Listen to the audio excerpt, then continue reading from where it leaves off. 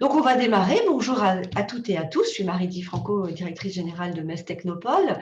Je vous accueille ce matin normalement avec Patrice Bourset, président du club Metz Technopole. Donc, avant de démarrer, je vais vous partager avec vous l'agenda des prochaines rencontres. Donc, mardi 27 mai, nous organiserons donc à 8h30 en visioconférence la matinale entrepreneuriale avec Jamel Berbachi sur booster sa mémoire grâce à des techniques faciles. Le 3 juin, je vous en ai parlé. Là, ce sera en présentiel dans l'amphi du CESCOM, donc au Technopole, avec l'entreprise Le Bras Frère. Et pour le mois de juin, donc le 15 juin, en visio, la matinale d'expertise « Quoi de neuf pour fidéliser et valoriser vos collaborateurs ?» animée par Karine Rilliot de la Banque populaire Alsace-Lorraine-Champagne. Et puis, le 24 juin, en ligne également, la matinale entrepreneuriale « Dirigeants et chefs d'entreprise, comment optimiser votre rémunération ?» Intéressant. Animée par Jean-Pierre Fragnat du cabinet CRS Finance Conseil. Aujourd'hui, nous avons le plaisir d'être accompagnés par Muriel Ginière du cabinet Foxeo sur la thématique le marketing d'avant versus le marketing d'aujourd'hui. Nous sommes donc ensemble pour environ 1 heure et je vais laisser le soin peut-être à Muriel de se présenter. Muriel, c'est à toi. Merci. Donc, bonjour à tout le monde, bienvenue. Alors, donc la thématique d'aujourd'hui, c'est le marketing d'avant versus le marketing d'aujourd'hui. Donc, c'est-à-dire sortir du lot et attirer des clients à soi grâce au marketing de contenu, qu'on appelle aussi le content marketing. Donc, qui suis-je? Alors, je suis consultante en marketing digital donc pour ma société Foxeo, une agence collaborative qui travaille donc avec de nombreux freelances de façon agile. J'ai lancé Foxeo il y a 3 ans et quelques maintenant et je travaille donc principalement sur la grande région, en Lorraine et en Luxembourg et également avec des clients en région parisienne et maintenant aussi dans le sud de la France, autour de Montpellier et de Marseille.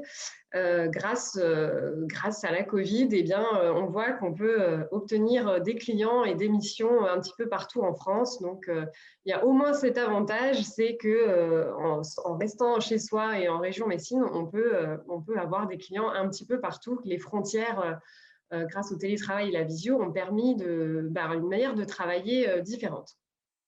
Donc, mes 3 piliers. Foxeo, c'est une agence en fait spécialisée en marketing de contenu.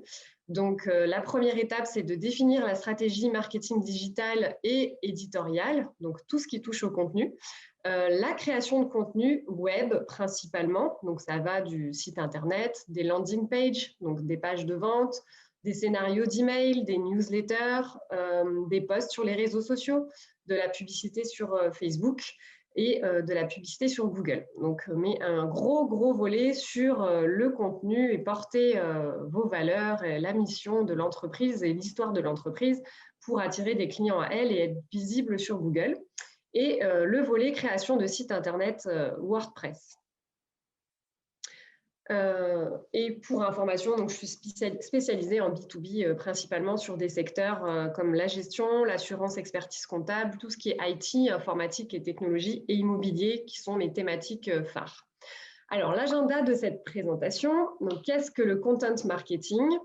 On a fait attention, enfin j'ai fait attention au départ dans le titre à bien mettre le marketing d'avant versus le marketing d'aujourd'hui parce que je ne voulais pas vous faire peur avec des termes anglophones. Donc c'est ni plus ni moins que le contenu, le marketing de contenu. Quelles sont les erreurs à éviter quand on veut se lancer dans cette aventure? Définir une stratégie cohérente, comment on s'y prend, quelles sont les étapes primordiales? Quels sont les 3 facteurs de clé de succès pour que cela fonctionne et que ça porte ses fruits? Et enfin, quelles sont les règles du jeu si on veut se frotter au marketing de contenu?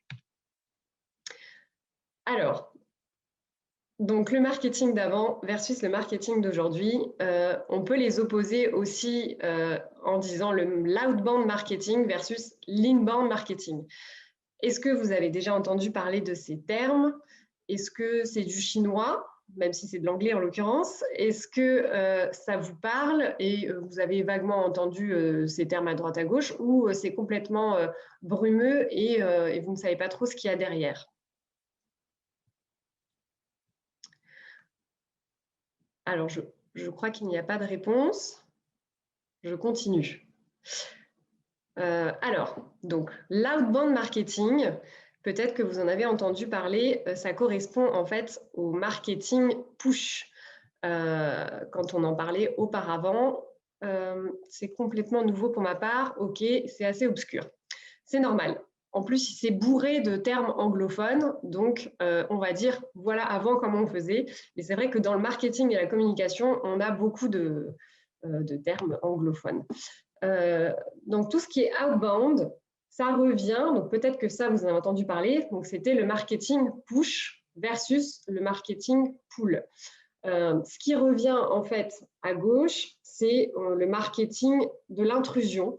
Donc ça va être le cold calling. Donc quand vous êtes chez vous confortablement installé et que votre téléphone mobile sonne, fixe pour ceux qui ont encore un fixe, et que vous faites démarcher d'une manière intempestive, que vous n'avez rien demandé, que vous n'avez pas de besoin éprouvé ou potentiel, et vous recevez un appel à froid. Donc ça, c'est du marketing intrusif qui n'est pas très apprécié, pour lesquels je plains les personnes qui continuent de faire ça parce que c'est compliqué à froid comme ça. Les publicités interruptives, donc ça veut dire vous êtes sur votre site internet, vous êtes en train de surfer sur le site qui vous intéresse et vous avez des pop-up qui arrivent qui vous interrompent. Vous êtes en train de lire un article intéressant et vous avez une grosse publicité qui arrive et c'est plutôt agaçant en général. Et l'email de masse, donc ce qu'on appelle un peu les mails qui vous spamment. Donc vous recevez pareil une super promotion, une offre exceptionnelle sur quelque chose dont vous n'avez absolument pas besoin et pour lequel vous n'avez rien demandé. Donc ça, c'est le marketing old school. Versus le marketing de la permission, le marketing permissif, ou aussi qui va être le marketing de contenu. Le marketing de contenu est dans la philosophie inbound. C'est pour ça que je mets l'aimant. Donc, le but du jeu, c'est d'attirer les clients à soi. C'est un peu comme une phase de séduction avec quand vous rencontrez un partenaire, vous n'allez pas aller de but en blanc lui demander de vous épouser. Vous allez d'abord faire plusieurs rencarts, faire connaissance et donc proposer du contenu à différentes phases pour que le prospect ensuite soit chaud, sans faire de mauvais jeu de mots, et pour qu'il ait envie de faire appel à votre société et à vos produits et vos services. Donc ça se matérialise par le site web, le blog, puisque vous allez donner des conseils sur vos thématiques, des astuces, donner l'expérience, les retours clients, des études de cas, des newsletters, les réseaux sociaux, créer du lien. Donc il y a énormément de leviers qui permettent de faire du marketing de contenu et d'attirer vos clients et d'une façon permissive et douce et non pas d'une façon à l'ancienne où on fait de la publicité intempestive. Donc, c'est vraiment ça le marketing d'avant versus aujourd'hui. C'est que en fait, on n'est plus dans du top and down, c'est-à-dire qu'on n'est plus la marque qui pousse son slogan le plus fort possible avec le plus gros des budgets. C'est maintenant l'entreprise donne avant de vouloir recevoir, donne beaucoup de contenu, de valeur ajoutée, et à contrario, les consommateurs et les clients prennent la parole aussi, et eux-mêmes peuvent aussi être ambassadeurs de la marque. Donc, il y a une relation, on n'est plus du tout sur un schéma top-down, on tisse des étoiles, on tisse des liens avec les clients qui peuvent devenir ambassadeurs, les partenaires qui peuvent devenir prescripteurs. Tout le monde peut porter la marque et interagir et réagir aux messages qu'on pousse. Donc, pour vous aider, c'est en fait la différence, c'est qu'avant, on faisait principalement de la publicité, par exemple, sur la télévision ou sur les 4x3, ça coûtait une fortune et c'était les grandes marques qui prenaient la parole, alors qu'aujourd'hui, une petite entreprise, un freelance, une seule personne peut devenir son propre média et pousser un message à forte valeur ajoutée. Donc désormais, il faut attirer le consommateur avec du contenu centré sur ses préoccupations au lieu de l'interrompre avec des publicités. C'est vraiment une philosophie qu'il faut avoir en tête en permanence. Donc la définition, qu'est-ce que c'est? Donc c'est proposer des contenus variés à valeur ajoutée, centrés sur l'utilisateur et dont la finalité est de vendre un produit et un service. Donc ça, c'est vraiment le content marketing, le marketing de contenu, que ce soit pour du B2B ou du B2C.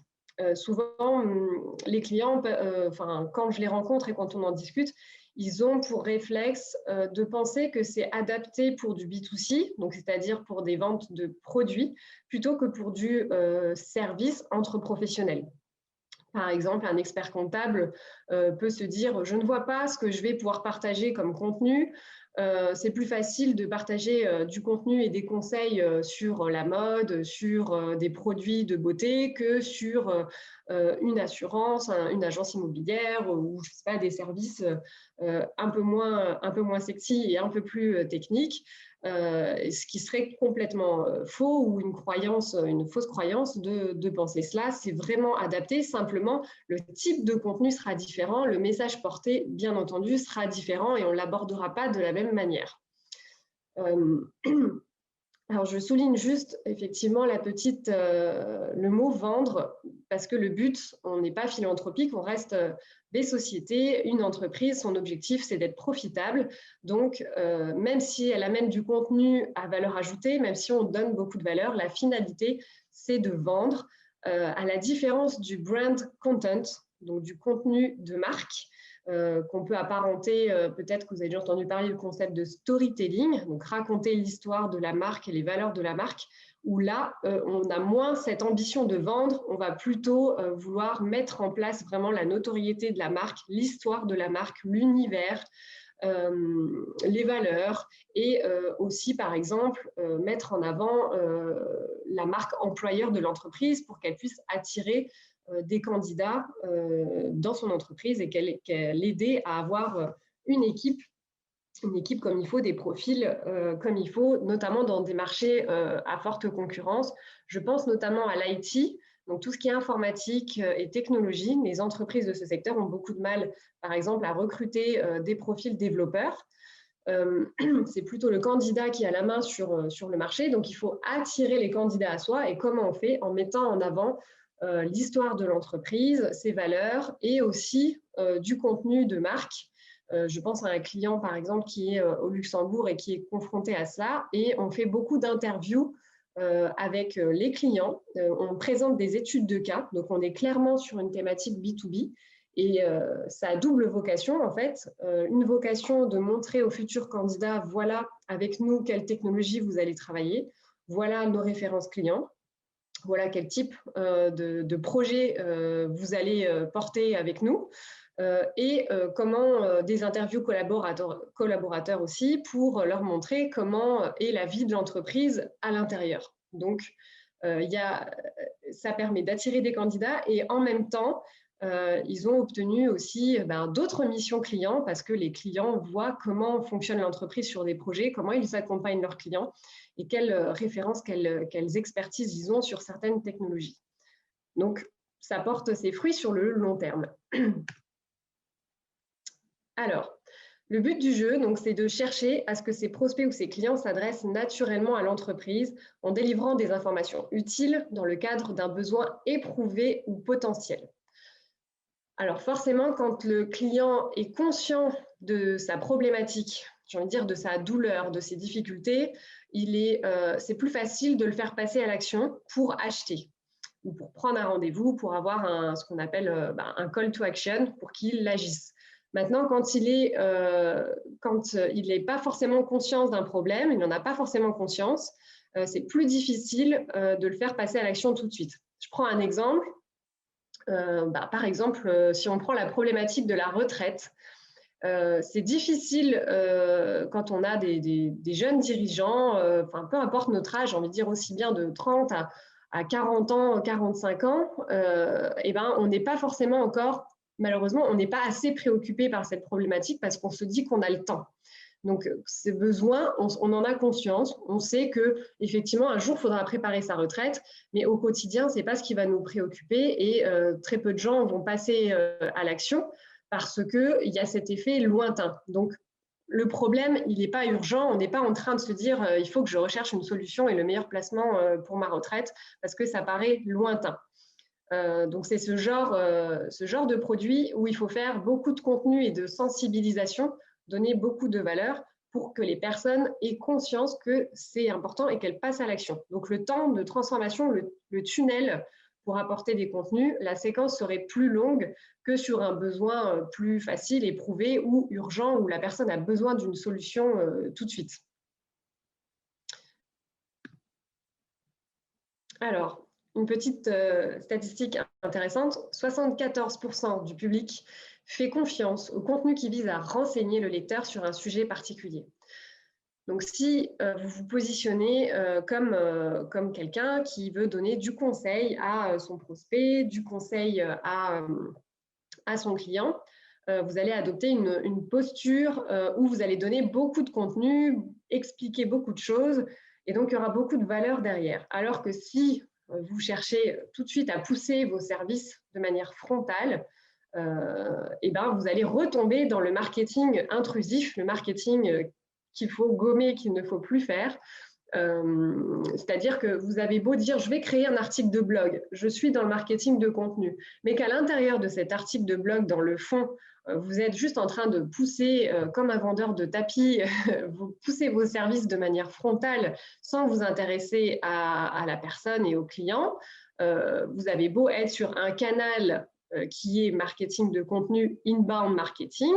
Pour autant, le fond, vous avez gardé la philosophie du marketing d'avant. Et ça, pour le coup, ça ne fonctionnera pas. Pareil pour les réseaux sociaux.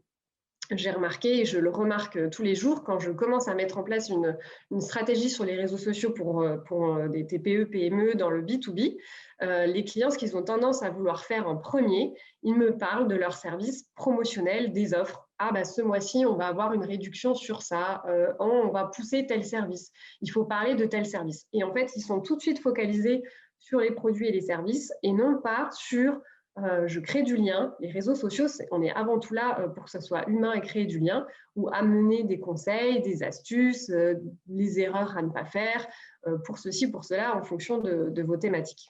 Donc ça, c'est vraiment une philosophie qui est naturelle, ancrée, parce qu'on se dit, voilà, il faut faire du chiffre, il faut vendre. Donc, on va tout de suite partir là-dedans, utiliser un canal sur lequel on peut faire du marketing de contenu, mais finalement, on repart sur nos travers. Donc, ce n'est pas si évident que ça à mettre en place au quotidien. À votre avis, donc, de quand date la pratique de création de contenu, du marketing de contenu ? En quelle année, selon vous? Si vous devez donner... Alors, je vais ouvrir le chat, si j'y arrive. Depuis l'émergence des réseaux sociaux 2010, 2002. Si vous avez un exemple en tête de contenu qui serait ancien à partager. Alors, 2002-2010, c'est beaucoup plus ancien. Pour vous donner une indication, un indice. Avec les FAI, alors FAI, c'est-à-dire 1990-2017, encore plus vieux. 1900, ah oui, pas mal. Fournisseur d'accès Internet, ok, oui, pardon. Ok, donc on pourrait avoir tendance effectivement que c'est lié à Internet, en tout cas à l'émergence des contenus web, clairement, mais les fondements du marketing de contenu, pour autant, c'est bien plus ancien. Donc j'ai trouvé un des exemples anciens quand on se documente sur le sujet. Peut-être qu'il y en aurait encore d'autres plus anciens, mais en tout cas, ça remonte déjà en 1880 avec la marque Chocolat Poulain. qui avait pour objectif donc, de pousser au renouvellement de l'achat pour avoir un maximum d'images. Donc, en fait, on crée un lien affectif avec la marque. Donc, ça, c'est un exemple de contenu de marque, du brand content. On crée un lien émotionnel avec, en collectionnant une image, un goodies, un cadeau, pour qu'on ait envie de renouveler l'achat. Donc, ce n'est pas le meilleur exemple. En tout cas, les marques étaient déjà dans cet état d'esprit à ce moment-là, mais celui d'après, pour moi, est plus révélateur et de ce qui est pour moi le vrai marketing de contenu. C'est le guide Michelin qui a été lancé en 1900. Donc là, l'objectif, et là, clairement, pour moi, c'est le meilleur exemple, c'est de se dire, pour vendre mes pneus Michelin, c'est quand même pas quelque chose de très facile à vendre. On n'est pas passionné de pneus. Les pneus, il en faut pour aller du point A au point B. C'est un peu quelque chose que voilà, on achète parce qu'il faut, mais on va regarder la qualité du pneu, le rapport qualité-prix, on va se fier à la marque, à sa note sur le site internet. Mais bon, ça s'arrête là, quoi. On ne va pas y passer non plus 1000 ans. Donc, créer un lien affectif sur un pneu, c'est quand même pas évident. Donc, du coup, qu'est-ce qu'ils ont fait ? Ils se sont bien mis à la place de leurs clients, des conducteurs, et ils se sont dit, OK, je vais encourager l'automobiliste à conduire plus, parce que plus il conduit, plus il va changer de pneu, et aussi à rendre son trajet le plus agréable possible. Donc, ils ont bien recherché en fait le parcours de leur client. On dit, OK, l'automobiliste, il va faire parcourir un certain nombre de kilomètres. Et qu'est-ce qui se passe sur son trajet ?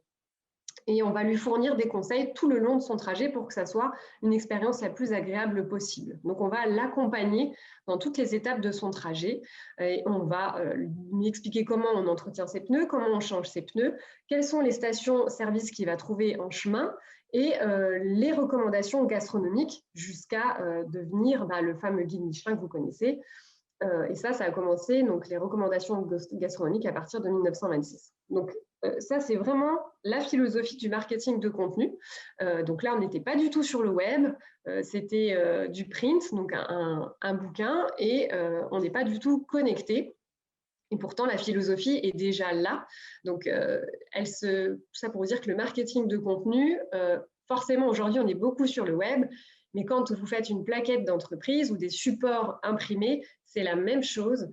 Il faut se mettre à la place de vos clients. Et quand vous faites une plaquette, qu'est-ce qu'on a tendance à faire tout de suite en premier ? Voici nos services, voici ce qu'on fait. Et on fait des grosses descriptions techniques de nos services plutôt que de se mettre à la place de nos cibles, d'avoir des cibles très précises et de pousser un message très personnalisé. Donc là, c'est vraiment, je pense, l'exemple qui l'illustre le mieux, selon moi, c'est de se mettre à la place dans les baskets de vos clients et de se dire, OK, pourquoi ils font appel à moi, quel problème je résous et comment je peux les aider au mieux pour qu'ils aient une meilleure expérience et donc les accompagner pour qu'ils aient envie d'acheter mon produit, mon service et de rester fidèles. Alors, quelles sont les erreurs à éviter ? J'en ai dit pas mal déjà, mais comme ça par petites doses. Donc, je ne sais pas si vous les avez déjà remarquées. Quelles seraient selon vous les erreurs à éviter si demain vous voulez faire un contenu pour attirer des clients à vous, pour votre entreprise ? À votre avis, qu'est-ce qu'il ne faudrait pas faire que j'ai pu dire déjà au démarrage ? J'ai dit une grosse erreur que les clients ont tendance à faire quand ils se lancent dedans. Est-ce que vous savez ou vous donnez votre langue au chat ? Il n'y a pas de bonne ou mauvaise réponse. Allez-y, hein. Dites-vous, voilà, tiens, j'ai envie de me lancer sur les réseaux sociaux. Donc, qu'est-ce que je ne dois pas faire comme erreur ? Parler de promotion directement, oui. Merci, Louis. Effectivement. De tout de suite vouloir penser, parler que de soi, que de ses services, pousser que nos services. Donc, ce serait par exemple l'entreprise qui fait, elle fait un post de bienvenue sur sa page Facebook et puis 3 jours après, elle fait déjà, nous faisons tel service. Je prends l'exemple, je ne sais pas moi, d'une agence immobilière. On fait la transaction et contactez-nous pour votre futur achat. Donc, et elle répéterait ce message-là beaucoup trop souvent. Ne pas être orienté client, oui. Je prends l'exemple pour moi des agents IAD qui sont beaucoup sur Facebook et qui, selon moi, ont pas, enfin, pour beaucoup la mauvaise stratégie. Ils font quoi? Ils vont créer un profil Facebook plutôt orienté pro sur leur activité et ils vont ajouter tout le monde, donc sans le connaître, voilà, c'est un peu, ils détournent le canal qui pourrait être un bon vecteur de marketing de contenu pour finalement refaire du marketing intrusif. Et ils vont ajouter des personnes qu'ils ne connaissent pas dans leurs amis. Donc, c'est la technique qu'on faisait il y a 10 ans pour développer les réseaux sociaux. Donc, normalement, déjà, on fait sur une page professionnelle. Et si on a un profil perso pour l'activité pro, on ne va pas aller ajouter plein de personnes sans se connaître, quoi. C'est du cold calling sur Facebook, quoi. Il y a quelqu'un qui frappe à votre profil et qui veut vous ajouter en tant qu'ami sans vous connaître. Et qu'est-ce qu'ils font en plus une fois qu'ils partagent des posts? La plupart du temps, 90%, c'est j'ai fait une vente, telle annonce, tel bien à vendre. Donc, ils font que parler des annonces et des biens à vendre au lieu de parler peut-être de l'autre métier et de se mettre à la place du client et de lui donner des conseils pour bien vendre sa maison, pour bien acheter, pour faire son financement, pour obtenir le meilleur taux. Donc, il y a toute une multitude de contenus, de conseils qu'il faut donner et se remettre à la place du client pour lui dire quand il est dans une démarche d'achat ou de vente, quels sont ses problèmes, quelles sont ses questions. Et non, regardez, je vends une maison, regardez, je vends un appartement. Et ça devient des annonces redondantes, il n'y a aucune valeur ajoutée. Et vraiment, quand on est dans une démarche d'achat, qu'est-ce qu'on fait? On va aller sur les sites et sur les plateformes où il y a des annonces immobilières. Donc, avoir pléthore d'annonces, pousser tout le temps des annonces, c'est pas ça le marketing de contenu. Donc ça, ce serait une erreur classique. C'est une erreur classique qui apparaît beaucoup sur les réseaux sociaux. Donc les erreurs, c'est se lancer parce que c'est tendance. On n'a pas défini les objectifs. Je pense en ce moment, par exemple, à TikTok. Il y a une nouvelle plateforme, TikTok ou Clubhouse, ou les podcasts. Donc on se dit, ça y est, maintenant, c'est la mode des podcasts. Donc, il faut faire un podcast, mais on n'a pas d'objectif long terme, on n'a pas de stratégie, on n'a pas défini la stratégie éditoriale, fixer une ligne pour que ça soit cohérent avec tout le reste, ou on va le faire par-ci, par-là. Et donc, du coup, c'est des coups d'épée dans l'eau. Donc, il ne faut pas y aller uniquement parce que c'est à la mode. Il faut vraiment y aller parce que est-ce que vos cibles sont sur ces canaux? Donc, je pense par exemple, pourquoi je devrais choisir Facebook ou LinkedIn ou Twitter ou Instagram? Il faut se demander ma cible idéale, mes clients, ils sont où? Ils sont connectés où? Ils sont actifs sur quelle plateforme? Et du coup, c'est pertinent que je choisisse telle ou telle plateforme. Et il ne faut pas être partout à la fois, il faut choisir son cheval de bataille et y aller y aller à fond et de manière régulière. On l'a vu, l'erreur commune, c'est ne pas s'adresser à son persona. Donc son persona, c'est la cible et c'est bien plus qu'une cible, une segmentation. Ce n'est pas une zone de chalandise, ce n'est pas une segmentation socio-démographique comme on le faisait avant. On se disait en marketing, je vais cibler les TPE de telle taille qui ont tant de salariés dans tel secteur d'activité qui font tant de chiffre d'affaires. Ce n'est pas du tout ça le persona. Ou encore, je vais cibler le cadre CSP+, de tel âge, qui a telle profession type. Le persona, c'est plus détaillé et il met en avant les motivations, les peurs et les frustrations. Donc, il y a une dimension émotionnelle et psychologique qui est très forte, qui nous permet d'être très fin, très segmenté et donc d'être très efficace après dans le marketing.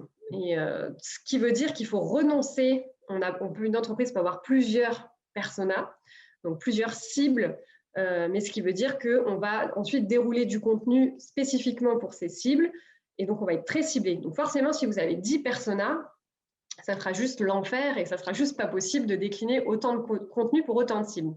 Donc ça veut dire qu'il faut renoncer, vraiment cibler pour être plus efficace. Parce que si l'erreur commune aussi, c'est de ne pas vouloir cibler, d'avoir un message large et de dire notre service s'adresse à tout le monde, peut s'adresser à tous les chefs d'entreprise, à tous les particuliers qui, si je prends l'exemple, par exemple, d'un assureur, on va dire, un assureur, c'est un assureur. Qu'est-ce qui change entre Allianz ou la MAF ou GMF? On ne comprend pas trop la différence. Donc, ce qu'il faut, c'est dire plutôt que d'être généraliste. Si on dit que demain, je devrais ouvrir une agence en assurance, je me positionnerai fortement sur une cible. Donc, bien sûr que je pourrais faire de l'assurance automobile, bien sûr que je peux faire de l'assurance habitation classique, mais pour autant, je ciblerai, je sais moi, par exemple, les professions libérales. Et je dirais, moi, je suis spécialisée, je connais parfaitement les problématiques du métier des kinés-ostéos ou des avocats. Enfin, je ciblerai. Et si vous avez du coup, si vous connaissez vos clients parfaitement, humainement, parfaitement, leur quotidien, qu'est-ce qui est important, pas important dans leurs problématiques de leur travail liées aux problématiques d'assurance à leur activité, vous aurez du coup un message ultra ciblé. Vous allez les toucher en plein cœur et vous serez beaucoup plus… il faut créer en fait des niches rentables dans votre secteur d'activité et éviter d'être généraliste. Parce que sinon, OK, une fois on vous connaît humainement, on va vous choisir vous plutôt qu'un autre. Donc, il y a l'aspect, vous, votre personnalité, votre authenticité qui est très important. Mais il y a aussi le message qui doit être ciblé pour ne pas tomber dans le commun. Vous savez, les phrases, les slogans, quand on dit l'entreprise, on est le leader numéro 1 dans ceci, cela. On est le leader, ça c'est de l'auto, c'est juste de l'ego, mais en quoi c'est important pour le client de savoir qu'il fait le plus gros chiffre d'affaires que son voisin d'à côté. En quoi ça va m'assurer qu'il va vraiment se préoccuper de moi et délivrer un service qui me correspond. C'est vraiment se détacher de l'ancien marketing. Et l'erreur aussi, c'est de se dire il faut des résultats tout de suite. Ça se construit. Une stratégie, elle se définit, elle se met en place et ensuite elle porte ses fruits au bout de quelques mois, au moins un moyen terme. Tout dépend de votre fréquence. Si vous y allez très fort, en 2-3 mois, vous pouvez voir les résultats. Et si vous y allez d'une manière vitesse de croisière, peut-être 1 ou 2 posts par semaine, un article par mois, il faut compter plutôt autour de 6 mois pour voir les effets. Il ne faut pas, si on peut doper avec des publicités pour avoir des résultats plus rapides. Donc, par exemple, si on travaille que le SEO et le contenu pour un site web, ça va mettre plus de temps à porter ses fruits. Par contre, les résultats seront durables. Vos articles, une fois qu'ils sont bien faits, visibles et optimisés, ils vous apportent de trafic. 1 an, 2 ans après, vous avez encore du trafic grâce à ces articles qui sont bien optimisés.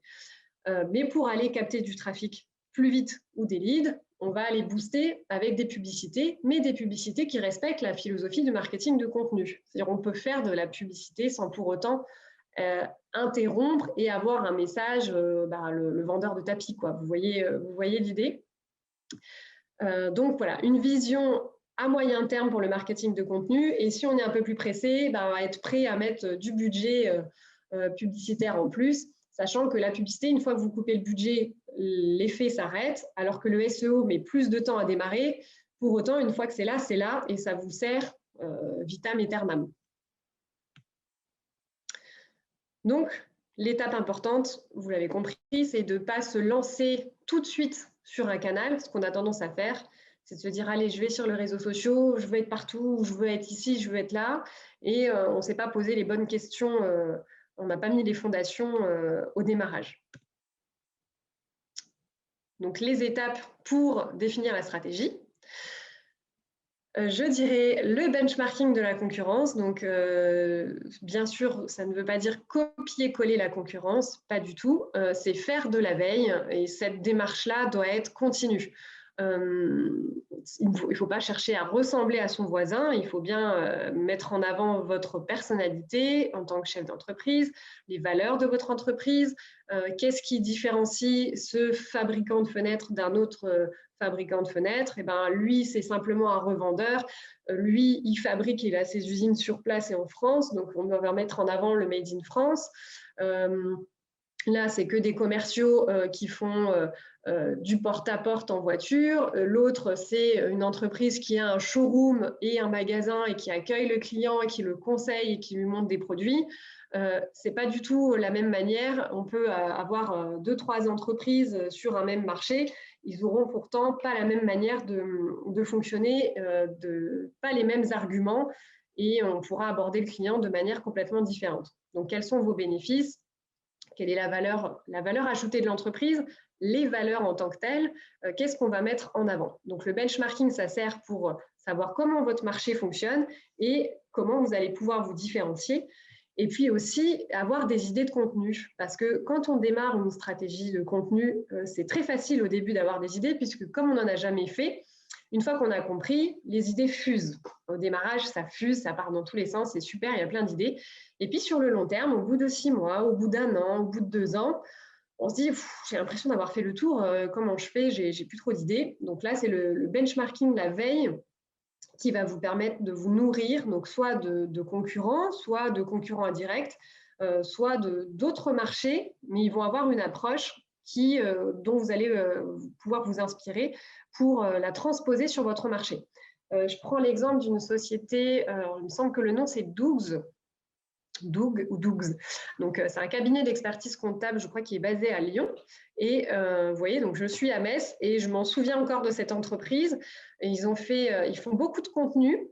Ils sont très modernes. Ils ont une approche très moderne de l'expertise comptable et complètement différente de celle qu'on peut connaître, où ça fonctionne plutôt à l'ancienne, ou au niveau communication, on s'en préoccupe pas trop parce que comme on a des clients, on se dit qu'on n'en a pas besoin.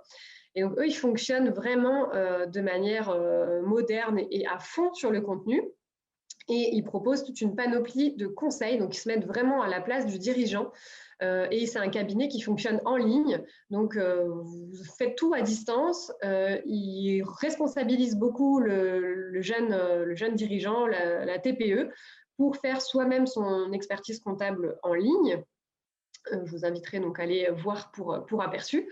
Ils font beaucoup de webinaires, beaucoup, par exemple, comment optimiser la rémunération du dirigeant.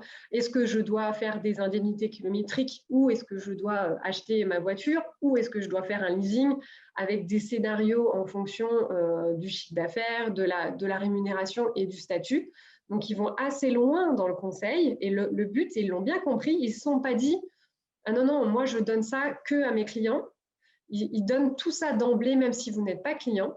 Et justement, vous avez beaucoup d'informations pour après décider au mieux vous-même. Donc, toute l'information générique, elle est donnée. Et après, vous, en tant que dirigeant, vous êtes sensibilisé, vous savez plus facilement faire les bons choix et vous êtes plus autonome et plus responsabilisé et vous faites les choses en ligne pour un coût très compétitif. Donc, ça bouleverse un peu le marché et ils sont très innovants. Et sur la stratégie de contenu, c'est une très bonne étude de cas sur un secteur B2B, expertise comptable, où on se dirait qu'est-ce que je vais bien pouvoir faire comme contenu dans cette thématique. Donc, le benchmarking est très important. Connaître son client idéal. Donc, ils ont une cible précise. Ils ne s'adressent pas à tout le monde. Et bien sûr, il faut fixer nos objectifs. Est-ce qu'on veut obtenir plus de trafic sur notre site Internet? Est-ce qu'on veut des prospects? Est-ce qu'on veut de la notoriété? Et on choisit 2-3 objectifs et sur lesquels on va regarder des indicateurs précis pour voir notre progression et voir comment portent nos actions, comment elles portent leurs fruits. Donc, par exemple, le nombre d'abonnés qui grandit, mais surtout, est-ce qu'il y a des personnes qui nous contactent en message privé? Est-ce qu'ils cliquent sur les liens qu'on met à disposition?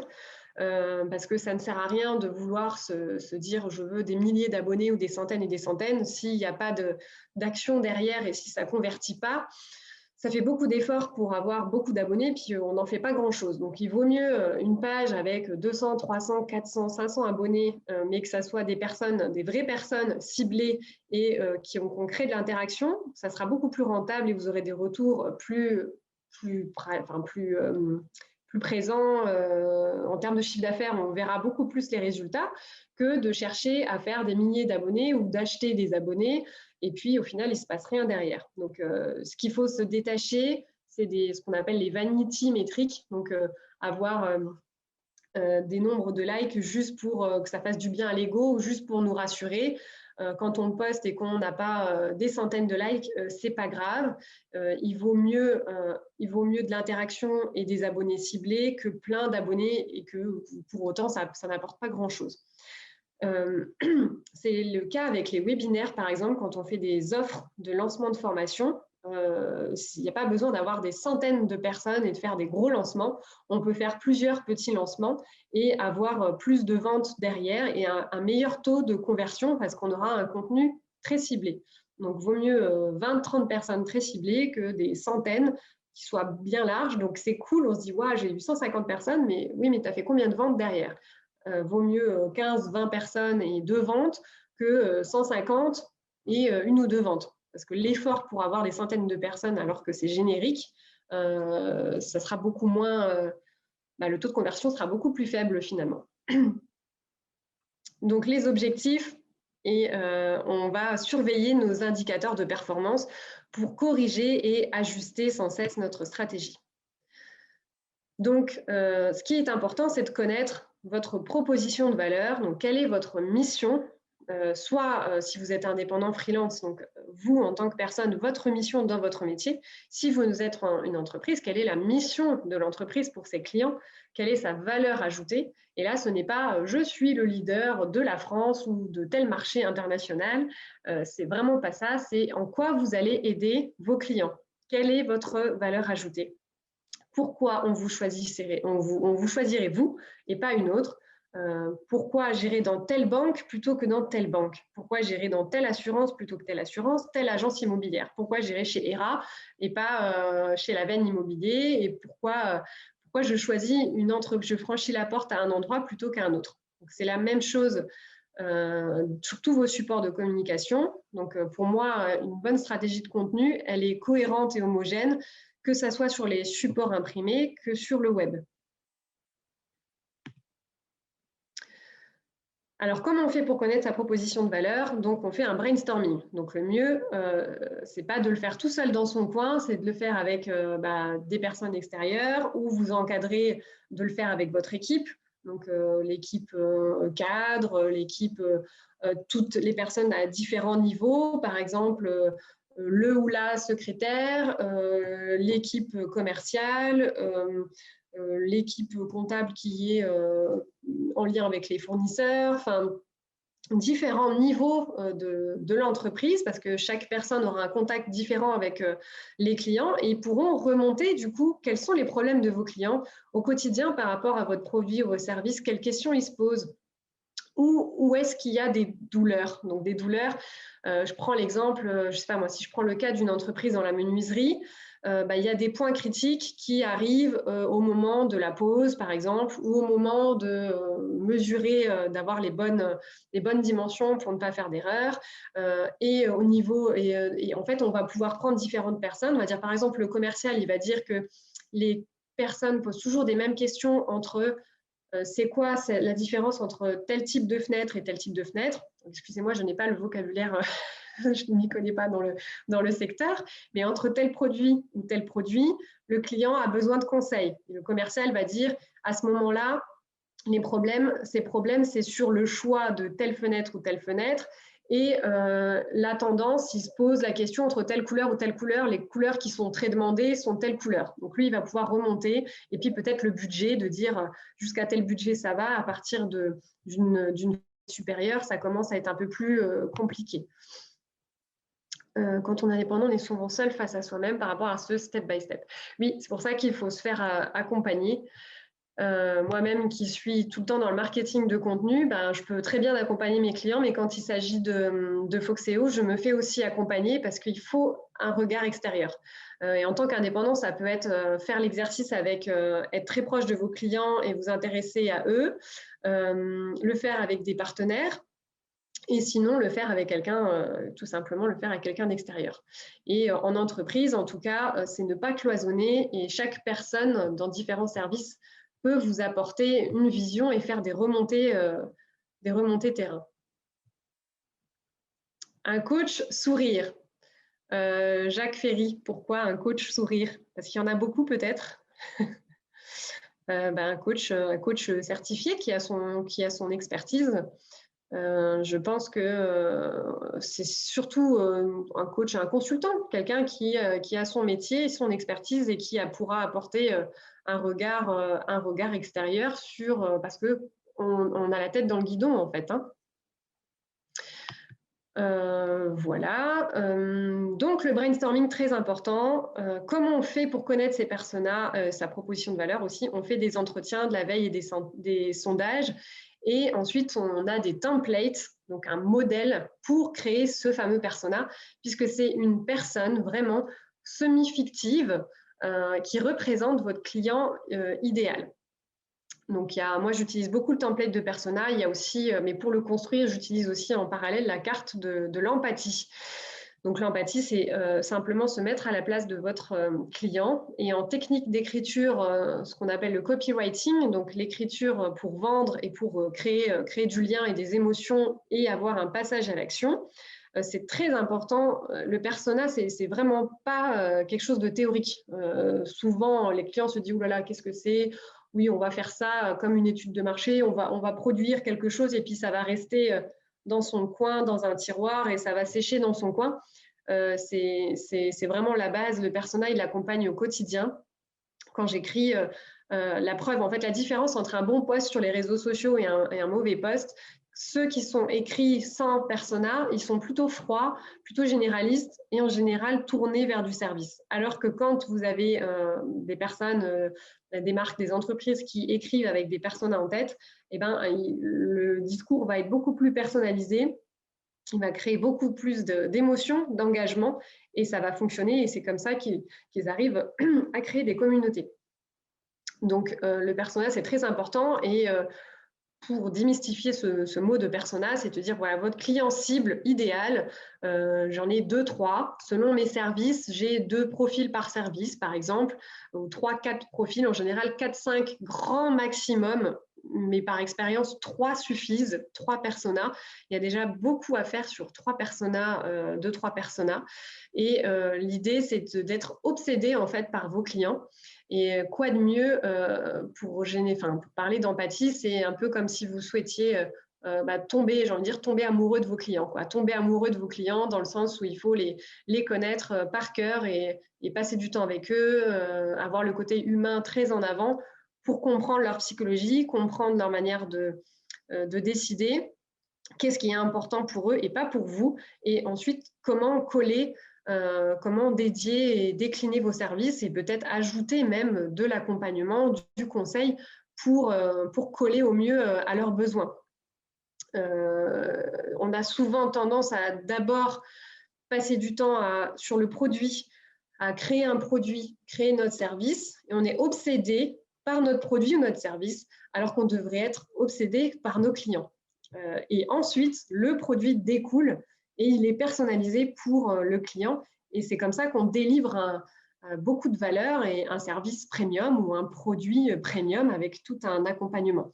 Et s'il y a des entreprises qui sont très douées pour faire ça, c'est les entreprises dans le luxe, le marketing de luxe, où vous allez avoir tout un univers, tout un tas de choses qui sont pensées avec minutie pour délivrer une expérience. Et donc, du coup, le prix va avec.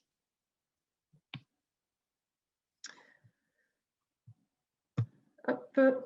Alors, ensuite, une fois qu'on a débroussaillé notre proposition de valeur, c'est-à-dire, vous savez où vous êtes bon, où vous êtes fort, quelle est votre valeur ajoutée, qu'est-ce que vous avez à raconter, qu'est-ce qui vous différencie de l'assureur de tel assureur, de telle entreprise par rapport à telle entreprise, du salon de coiffure là par rapport à tel autre salon de coiffure là.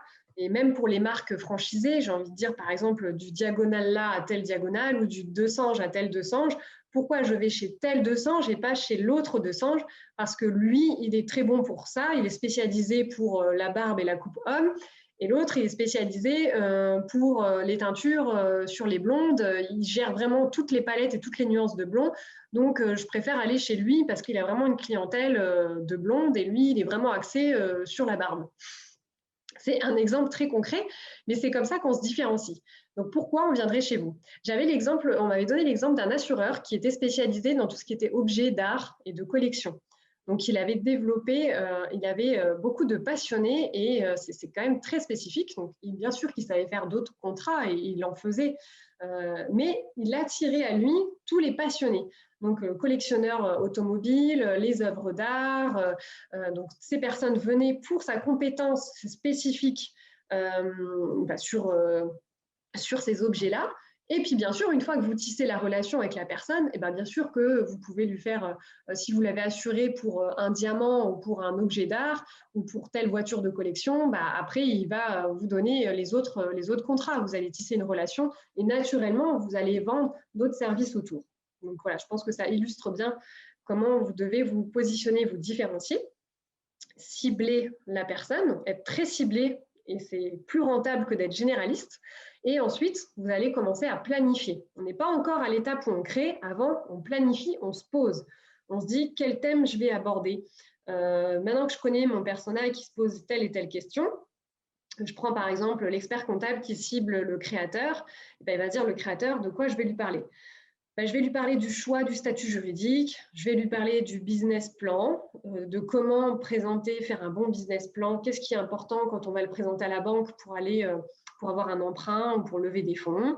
Je vais lui parler quand toutes ces obligations qu'il doit faire quand il doit se lancer, il doit avoir un compte bancaire, et je peux lui donner des conseils pour choisir la banque appropriée pour les professionnels, son assurance responsabilité civile professionnelle. Donc, il va dire, OK, mon périmètre de contenu va être ça, mon noyau, ça va être ça, mon terrain de jeu est là, et dedans, vous allez piocher et déterminer et définir plein d'idées. Et ça sera votre ligne éditoriale.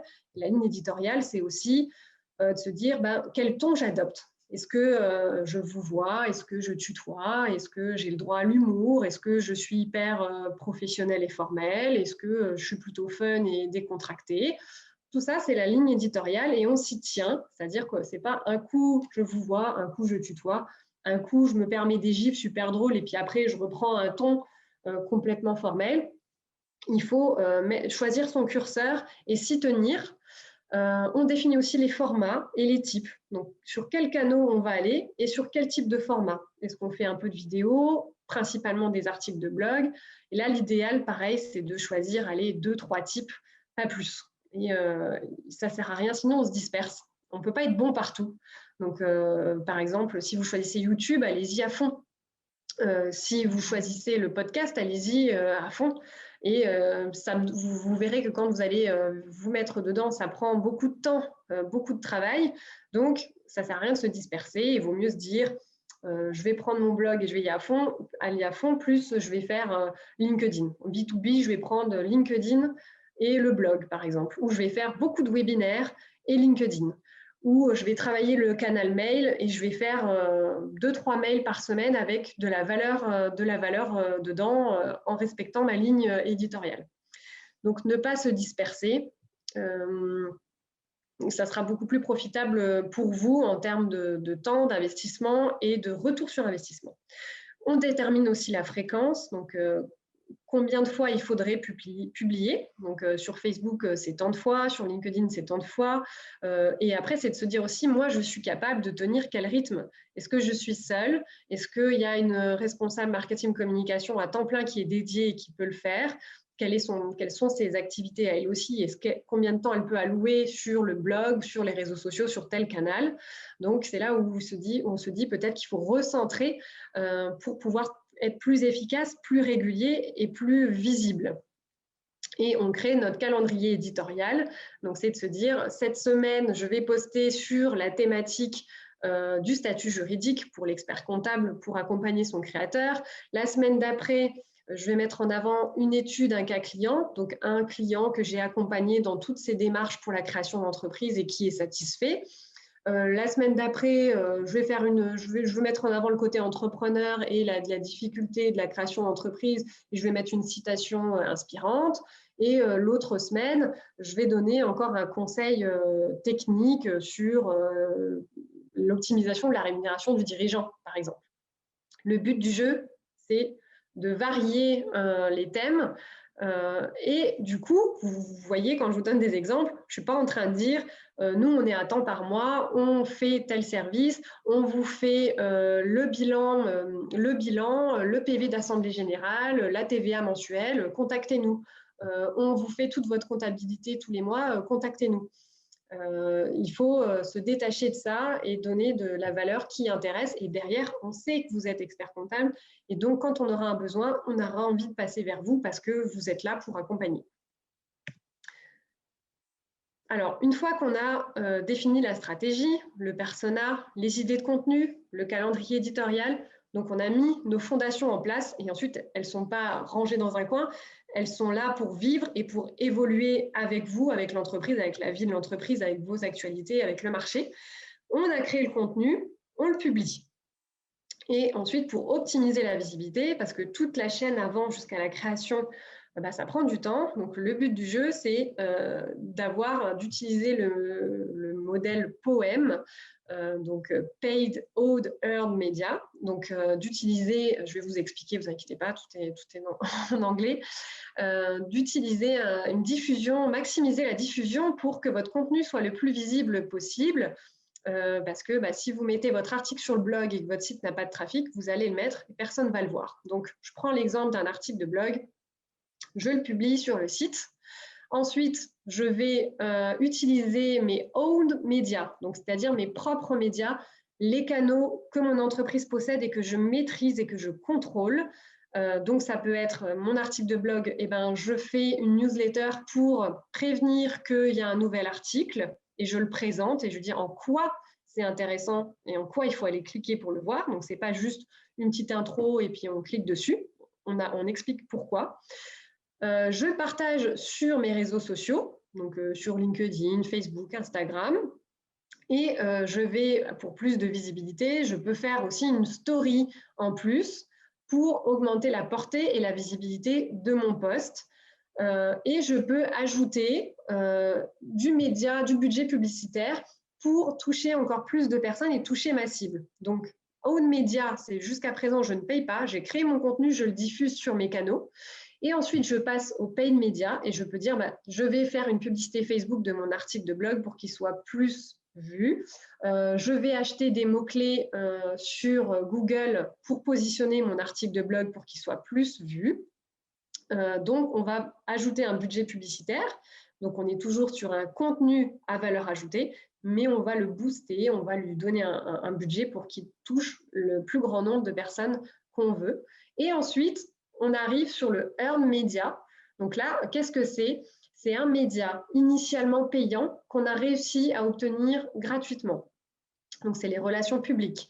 Vous avez des relations avec des magazines et vous réussissez à avoir une interview qui raconte l'histoire de votre entreprise dans le magazine MTZ, lancé par le Républicain Lorrain, par exemple, qui est un très bon magazine pour les entreprises, pour les PME, les entreprises locales, ou même un indépendant qui veut être mis en avant. Donc, initialement, c'est payant, et puis vous avez réussi à obtenir une interview gratuite. Ça devient un média gagné. Donc, c'est earned, ça veut dire gagné.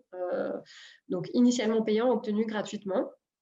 Un influenceur, donc normalement, ça se paye. Et en fait, vous avez un influenceur qui adore utiliser votre produit et du coup, qui en parle gratuitement, ce n'est pas sponsorisé. Et du coup, vous avez une visibilité auprès de sa communauté. Ça peut être aussi la viralité, le buzz. Vous avez fait un super post et en fait, il a généré un buzz. Vous avez eu des centaines et des centaines de likes. C'est parti, ça s'est envolé. Donc, c'est la viralité ou le buzz. Vous n'avez pas payé. Ça a tellement plu, ça a généré de l'interaction. Ça a pris une telle ampleur. C'est du earned media aussi. Et le bouche à oreille, c'est du earned media. C'est gagné. Donc, bouche à oreille sur le web, une recommandation. Bouche à oreille, c'est par exemple, vous avez un post sur LinkedIn, je recherche un prestataire pour ça. Et là, vous avez des contacts qui vous taguent en commentaire. C'est du bouche à oreille virtuel. Et c'est aussi du earned media. Alors, je vais juste dans le chat parce que je vois une question. Bonne journée Marie. Alors ensuite, j'ai l'exemple de MySam, donc en fait, voilà, c'est pour reprendre un exemple. Donc, mysam.com, c'est un logiciel de devis et facturation. C'est un de mes clients que j'accompagne donc, depuis 3 ans. Et donc, c'est un logiciel qui s'adresse d'une part aux entrepreneurs et d'autre part pour les couveuses d'entreprises. Et donc, eux, comment on fait? Donc, on a du own media, on utilise leur site internet, qui a été refait d'ailleurs en début d'année. Le blog, qui est sur les problématiques et les requêtes de mots-clés. On partage ces articles de blog sur Facebook ou LinkedIn, une newsletter pour présenter les nouvelles fonctionnalités du logiciel et pour parler des problématiques des entrepreneurs, un e-book, donc un guide PDF à télécharger pour bien développer et mettre en place son business pour les entrepreneurs. Donc tout ça, c'est des contenus, c'est ses propres médias. Ensuite, ponctuellement, on peut en faire de la publicité sur Google ou sur Facebook, notamment du guide pour avoir un aimant à prospect. On récupère l'email et après, on peut les adresser par email. Et du earned media, donc il y a aussi les backlinks, donc des liens sur d'autres sites qui vont pointer sur le site de MySam. Par exemple, la CCI, sur CCI Store, l'application, le logiciel MySam est référencé officiellement et il va pointer sur le site MySam. Donc, il y a quelqu'un, un CCI, un site de confiance avec une autorité qui va pointer sur MySam. Donc, c'est un backlink, un lien externe qui pointe qui renvoie sur notre site. C'est aussi du earned media, les annuaires, les startups, etc. Donc là, c'est un exemple précis par rapport à tout à l'heure. Et enfin, la dernière étape, donc on analyse les KPI. Donc, c'est bien beau de faire toutes les actions, mais si on ne contrôle pas nos chiffres, on reste, c'est pas stratégique et on reste à l'aveugle. Donc, on va contrôler nos métriques, donc nos chiffres, le nombre d'abonnés, le taux d'engagement des posts, le nombre de likes et de commentaires, le trafic, le positionnement. En général, on regarde, j'étais à la 15e page dans Google et je suis passée à la 5e page. Donc, il reste encore du travail pour atteindre la première position. Et ensuite, on met en place les actions correctrices. Donc, selon vous, quels seraient les facteurs clés de succès pour mettre en place une stratégie de contenu? Pour résumer les facteurs clés de succès. Est-ce que vous avez une petite idée?